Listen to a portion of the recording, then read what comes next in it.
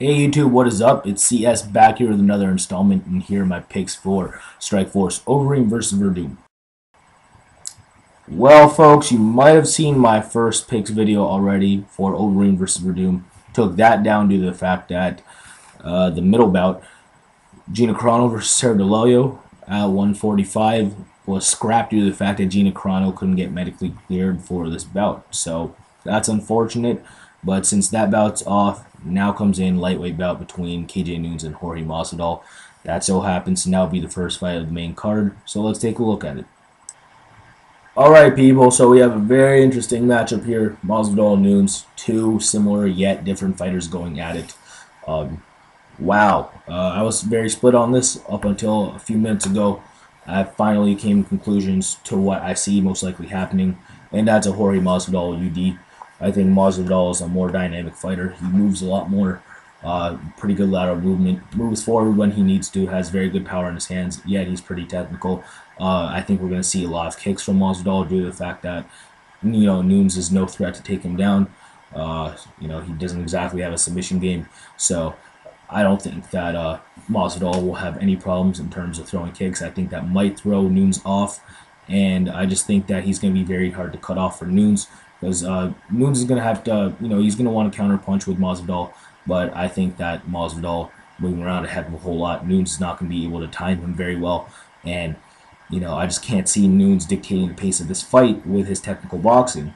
Um, he got outboxed by Nick Diaz in his last fight. I thought that you know that's what's Nunes. What Diaz did to Nunes is what Nunes is going to want to do to Masvidal, and I just can't see it happening.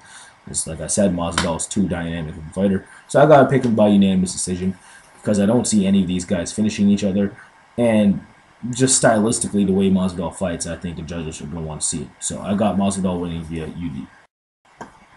Okay, folks, moving on. Chad Griggs, Valentin Overeem, heavyweight bout. I have Valentin Overeem winning this easily. Like I said in my first picks video, I think that Overeem is better everywhere. Absolutely everywhere. Chad Griggs is not main card material. He is a crappier version of Travis Brown, if anything. And I think that Overeem takes this thing to the ground once. He does exactly what he did to like Ray Sefo and just taps him out easily like that. Chad Griggs, his record is like a bunch of knockouts and then one submission loss, and that submission loss was Kimura. So basically, if you got caught in that, you probably have no ground game at all.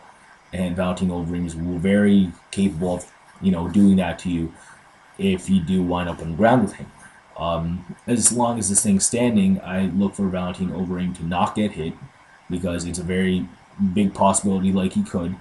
I know he took Ray Sefo to the ground early because he wants to avoid Ray Sefo's stand-up, of course. But maybe he might feel that Chad Griggs is an inferior stand-up fighter, and maybe he underestimates him there, and that's where Chad Griggs could capitalize on him. But I don't know. I think Valentin's gonna fight smart. He wants to be in this heavyweight Grand Prix himself, so he has to look good, and I think he's gonna fight safe. So I think he takes it to the ground early and wins a first-round submission. I'm gonna say a Kimura. Moving on, we have another heavyweight bout. This one's between Jeff Monson and Daniel Cormier. I'm a sucker for grappling, so I really want to see this match. Jeff Monson, obviously one of the best grapplers in the world. Top position, just due to scary north-south and anaconda chokes for days. Yeah, he somehow finds a way on top of this Olympic wrestler, Daniel Cormier. It's only moments before he submits him. That's all I gotta say. I don't think that's going to happen. Daniel Cormier is going to be training to avoid getting on his back at all situation.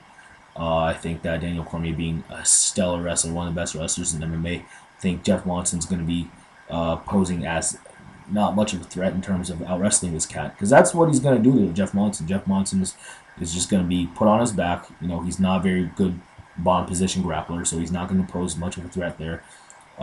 Daniel Cormier is just going to smother him for 3 rounds.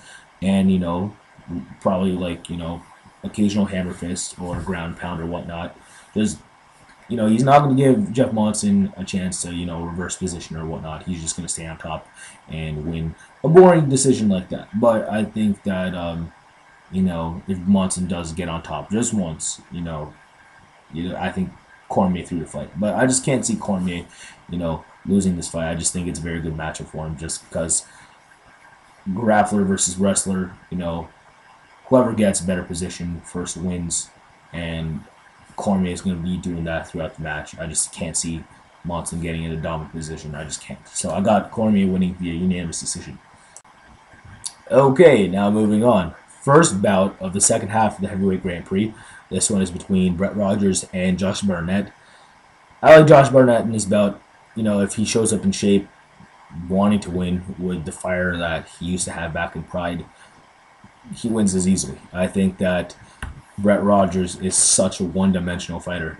In that dimension, he's not even the greatest. So for him to be in this tournament is just, beyond me. But then again, so is Andrei Arlovsky. So what's that saying about this tournament?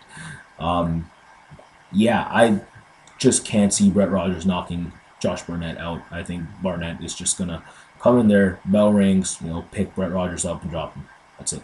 And then from there, he'll just work for a submission and just win in round one easily. I just don't see him trading much with Brett Rogers. I'm not sure if he's going to need any setting up to do. I don't think Brett Rogers is like a Division I wrestler by any means. So, Josh Barnett, should out-wrestle his fool. This guy has, no wrestling or grappling expertise. And, this should be a W for Barnett if he shows up in shape and two with the right game plan. So the right game plan is just get this motherfucker to the ground. And I think that's what's going to happen. I think he wins via arm triangle round one. Okay, folks, moving on, we have the main event. Second bout in the first half of the Grand Prix. This one is between the Strikeforce heavyweight champion and Alistair Overeem and Fabrizio Werdum. So we have a lot of talent in this one, folks.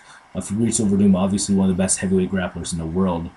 And then, of course, we have Overeem, he's the man. The guy is arguably the best in both, kickboxing and mixed martial arts in the world, He's just that good. Strikeforce heavyweight champion, Dream heavyweight champion, K1 World Grand Prix champion.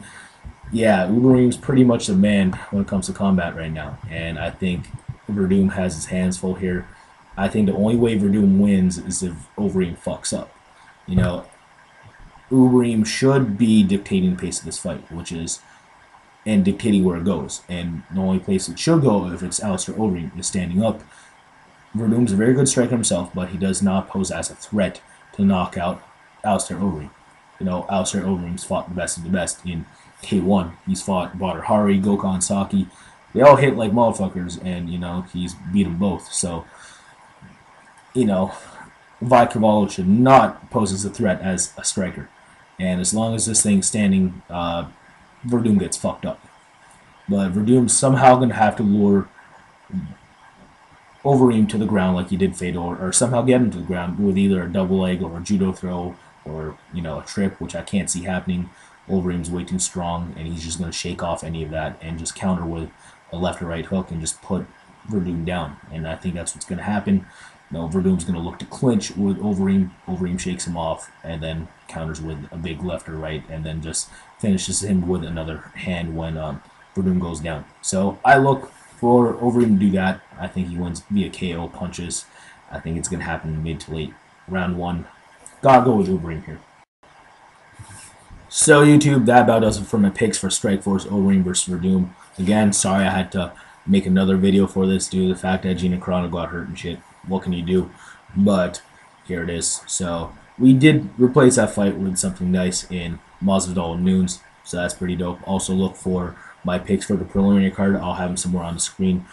Justin Wilcox, JC Cavalcante, fucking sick fight. So, if you can get your hands on that, please go do so. I'm pretty sure they're putting the fights on HDNet for the preliminary card bouts. So, definitely tune into that. But yeah, that about does it for me. Please subscribe if you like what you see or hear if you haven't already. And also follow me on Facebook, Tumblr, or Twitter if you wish. So that about does it. Thank you for all the continued support again, and take care.